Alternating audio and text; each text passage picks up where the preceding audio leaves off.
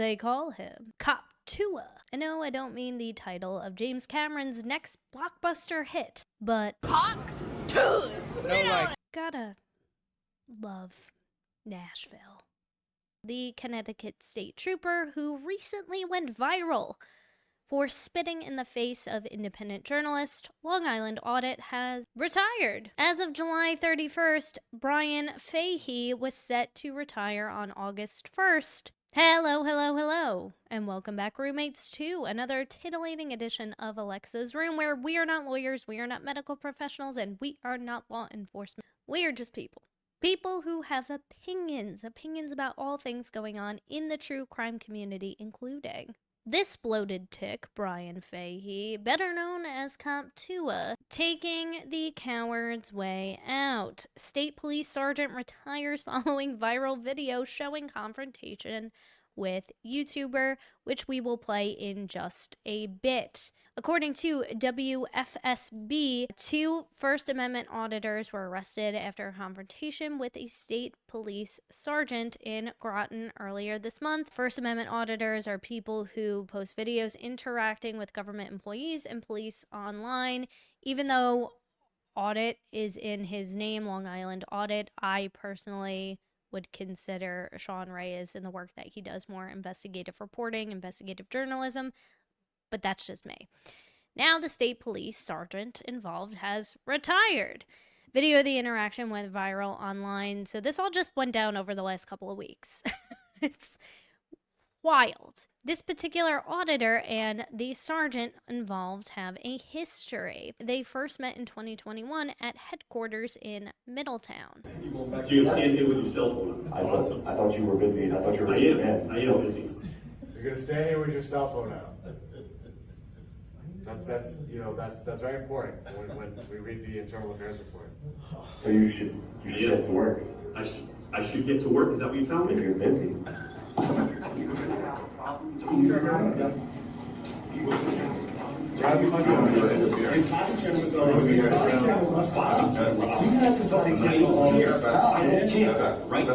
This is private property, okay? You're not going to be I'm not the one, okay? I gave you the information you needed, and I gave you your outlet. You're giving your outlet. No, you want to stand there and hold your cell phone in my face is what you wanted to do. Yes, you do. Take your cell phone and go and make your complaint, okay? Okay. So I believe that was the first interaction that these two had with one another. From my understanding, Sean Reyes was there actually seeking records for a totally different incident involving a different trooper. And since this incident, Sean Reyes has been doing his own investigating into Fahey's background, which he was able to uncover some pretty interesting things, including some questionable overtime pay, as well as other incidents similar to what we are going to get into today. Earlier this month, Sean Reyes drove an electronic billboard of that interaction to the trooper's house in Groton. They had questions regarding Fahey's overtime, which made up about 38% of his pay in 2023 and around 36% in 2024. So he's essentially knocking on doors, asking questions, just like Turtle Boy. Just like Turtle Boy. Just because you don't like the new media doesn't mean that it isn't journalism. When Reyes knocked on his door, Fahey told him to leave. As Reyes and his cameraman are leaving, Fahey comes back outside with a firearm in his hand. He also appears to spit in Reyes's face. So this is after Sean Reyes already knocked on his door. They had a quick exchange over his Ring camera, which also records audio. And you can see the distance of where this camera shot is. Sean Reyes isn't even on his porch at this point. So he's not posing, in my opinion, any sort of threat whatsoever. How are you? You gotta get off my property. Posted no trespass. Nope, there is no posted sign. There's no problem. Do you have any, let's go. Do you have any comment on the allegations that you are, I am moving Do you have any comment on the allegations that you are receiving? So he goes inside the house. Sean Reyes, as he's leaving the property, he's been asked to leave the property, starts walking backwards, starts walking away. He thinks the interaction is over, and it very well could have been. I mean, this man, all he had to do was just stay in his house. That's all he had to do. He would have gone away. But instead, this is how he reacts. What are you doing? I don't have any weapons. I'm a journalist. What do you think I'm doing, you psychopath? What do you think I'm doing? Now.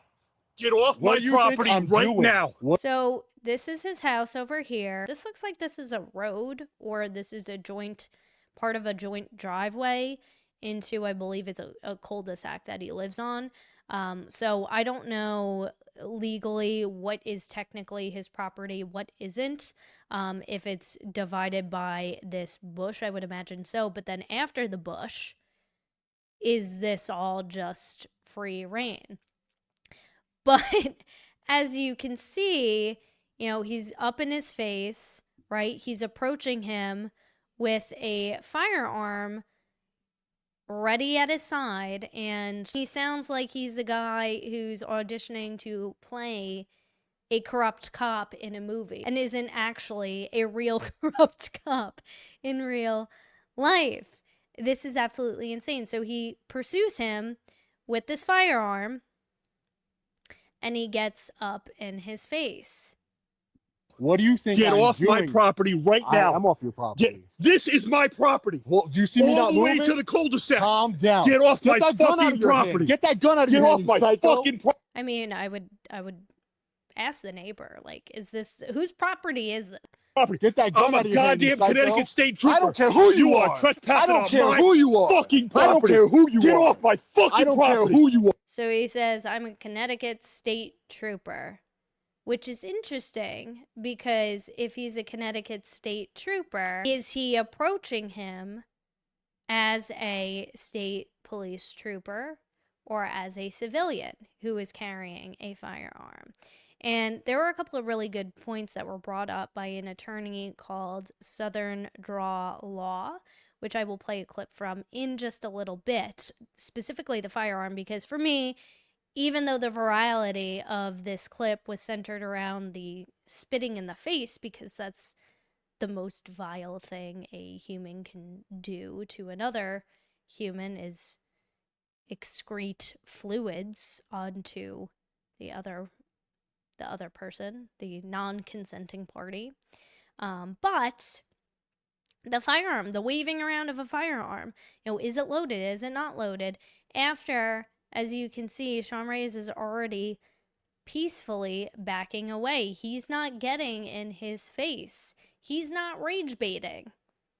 He's just backing up. Get off my fucking property. I don't care who you are. Right now. You spit in my Get off face. my property You're right going now. to jail now. Get Look off at my this. property Look right at this. He's spit in my Get off my face. property. You're right going in to my jail. face. I'm spitting as I'm talking to you. I mean, I would beg to differ. You were spitting. You hawked. You dug into the depths of your soul, sir, and you hawked like you've never hawked before. So now he was on the phone, as you can see in the clip, crying to 911, asking for his buddies to come and bail him out. The 5-0 then rolls up, and here's what happens. Seriously, why do all these guys look like unboiled potatoes? Like different variations of Michael Chiklis. I don't understand. There's nothing that specifically states that spitting on somebody is an assault unless it caused you physical pain. The only thing that assault fits is physical pain. And that's under the exception of if you spit on an officer, then that is when bodily fluids become involved. Well, what if like a piece of chicken or something got in his eye? That would be pretty painful. What if he just ate salt and vinegar chips and he splashed some of that vinegar in his eye? I mean, that would be painful. That would cause me physical pain. I'm just saying. So he could spit on me, in my face and in my mouth, and that's not against the law? Circumstances, I'm saying that it doesn't really fit the assault charge. So what happened if I spit on you? Well, then you would get arrested because I'm an officer. But it's true. And this is the terrifying thing. If a civilian, like you or I, was being intimidated, because I would call that intimidation. Unboiled potato, Bryan Fahey, was up in his face with a firearm. And thank God the cameras were there, because who knows what would have happened if there were no cameras on. How many times does that happen when the cameras are turned off? Again, we've seen this happen in Carol Reed. All this lost footage leading to a police cover-up. Now, in this case, obviously the situation's a lot different, but if we were to COPTUAH onto this guy's face, no matter what we previously ingested, causing pain, emotional, physical, whatever have you, it don't matter. Because he's a cop and he gets certain rights that we the people who are paying his frickin' salary every year, that we don't have. We don't get the same access.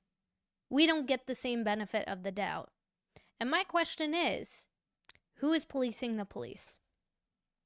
You can't trust other police, clearly, to do the policing. I mean, talk about the thin blue line. That thing is stretching way past the loins of Massachusetts. But this is absolutely crazy. So what happened if I spit on you? Well, then you would get arrested because I'm an officer. You can't spit on an officer because in the assault on an officer charge, bodily fluids are included. So there is no charge. You're telling me, as a sergeant of the Groton Police Department, you're telling me there is no charge for a grown man spitting in another grown man's telling you face. that it doesn't fit assault. Well, what does it fit? Isn't that your job to find out? What does it fit? Like At what the most, what crime would it fit a is? breach of peace, but you're on his property. You interacted. You engaged the interaction. I mean, So if it's a breach of peace, arrest him for a breach of peace. well, that's the other issue that we're going down right now. Is you guys are also in violation of a breach of peace. No. What ends up happening is the police that responded end up arresting Sean Reyes and his cameraman for breaching a peace, voyeurism with malice, and criminal trespass for filming and going on the property, which makes absolutely no sense because, to my understanding, there was no trespass sign saying, like, no, you can't film or record, even though he had a Ring camera and he was recording audio and video of Sean Reyes and his cameraman. This guy has kids apparently too. I don't know how old they are, but you know, imagine if one of them orders something from Uber Eats. You're just gonna pistol whip anybody who knocks on your front door? I went there to ask a question. I went there peacefully. I said that in the beginning before I even knocked on the door. Accountability doesn't stop at the station house door. These are baseless charges. The real criminal should be arrested and charged. Many people questioned Fahey's conduct in the video. State police and Groton police would not comment on the incident. Gee, I wonder why. Reyes says that Fahey has a protective order against him. At the time of the incident, Fahey was still an active member of the department. He was not on leave and had not been suspended. Now, I don't know when he reported him to Internal Affairs and he filed that request, but I'm sure somebody up the chain gently nudged him towards retirement. If I had to hazard a guess, but I believe they also have a post commission or something similar to that effect like they do in Massachusetts, and even though he's retired, he still can get employed as a police officer, so unless he is decertified by the post commission or whatever Connecticut's version of that is. So I wanted to just quickly share this clip from Southern Draw Law where he goes into more about the voyeurism charge and some of the potential avenues that Sean Reyes and his defense team can potentially build their case around. So the elements of voyeurism with malice under Connecticut law, this is a CGS 53A 189. a one. So it's a Class D felony when all the following are proven beyond reasonable doubt: that the defendant photographed, filmed, videotaped, or otherwise recorded the image of another person, knowingly, that they did so knowing what they were doing, that they had a malice, which basically means that they're going to cause pain or distress or embarrassment without consent, and they did it to something that is not in plain view, where there was a reasonable expectation of privacy. So when Sean Paul walks up to the door, he rings the doorbell and immediately steps off. Again, I'm glad he did it because I think he's doing it to avoid confrontation, but it also insulates him from any claim that there was voyeurism. And I think it's obvious that a critical understanding of the statute and a critical analysis of the statute, that this arrest lacked probable cause. But the reason I think they did it is because Sean was so traumatized by being spat upon that he pushed these officers to charge something. And except for limited circumstances, you can't make a warrantless arrest for a misdemeanor that didn't occur in your presence in Connecticut. There's like an immediacy clause, and there's a couple things going on. These officers came well after the confrontation was over. Sure, there was evidence on tape, but I don't think that this situation would have qualified for an arrest for a misdemeanor that didn't occur in their presence. And so I believe that they arrested Sean for two reasons.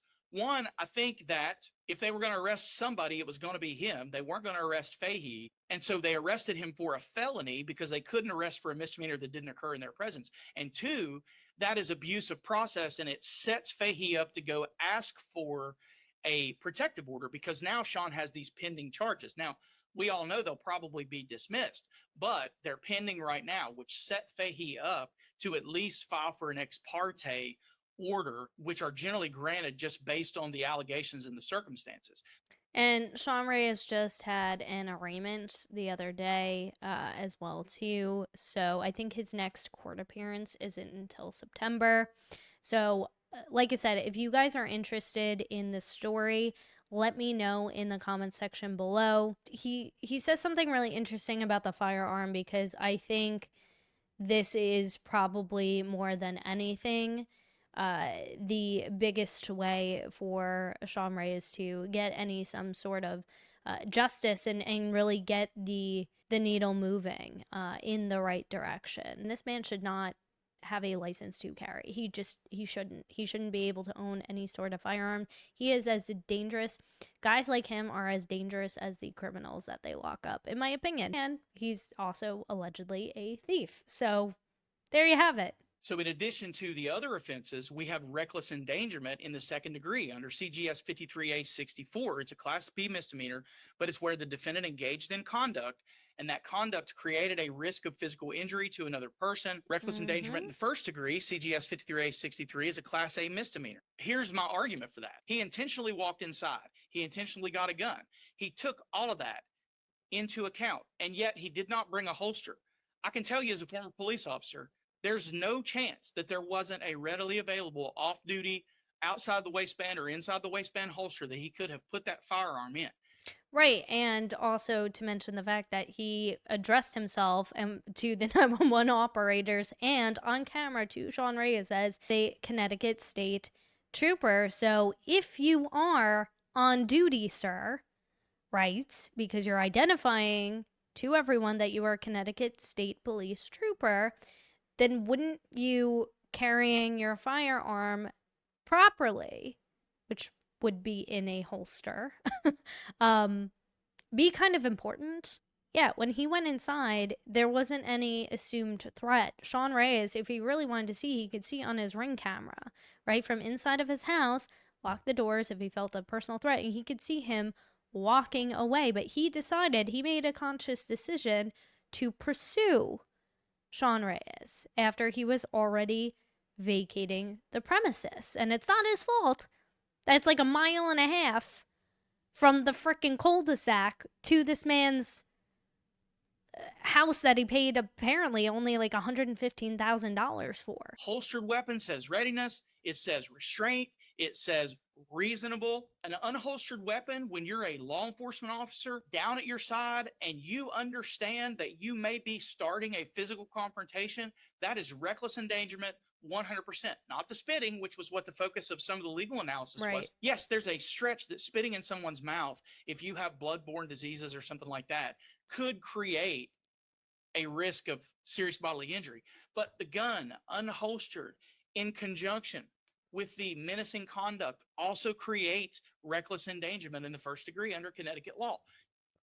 So there you have it, a real attorney giving his interpretation of what he thinks would be the stronger argument or way to pursue justice would be for Sean Reyes's defense. So if you're interested in this story, make sure you hit that like button because I will continue to cover this. If this interests you, make sure you head over to Long Island Audit to get the full story and subscribe over there. Also head over to Southern Drawl Law and show some love over there. Subscribe, do all the things, leave a comment. I might not read them all, I might not respond to them all, but I do try, even the slightly unhinged ones. So thank you so much for watching, and until then. Hawk, spit on it! Spit on it!